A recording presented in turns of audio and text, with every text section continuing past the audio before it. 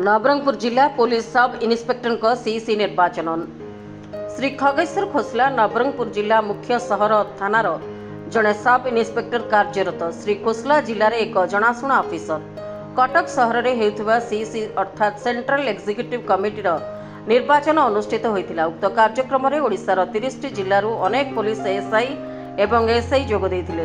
प्रत्येक जिलूर प्राय 20 रु 18 जन अफिसर जोग देइथिले। अभिभक्त कोरापुट जिलार प्रतिनिधित्व कर नॉमिनेशन फाइल करथिले श्री खोसला एवं सीईसी सभ्य भाव निर्वाचित मध्य होइथिले। समाजर जड़े जनाशुना पुलिस कर्मचारी भाव बेस परिचित श्री खोसला समाजर अनेक कार्यक्रम रे एक समाजसेवी भाव में निजर परिचय सृष्टि करि परिछन्ति। से अनेक स्थान रे यथा मृतकर्म अभाव असुविधा से समस्त निकट में ठिया होई से कामटी को सुचारू रूपे संपादन करि पारंती।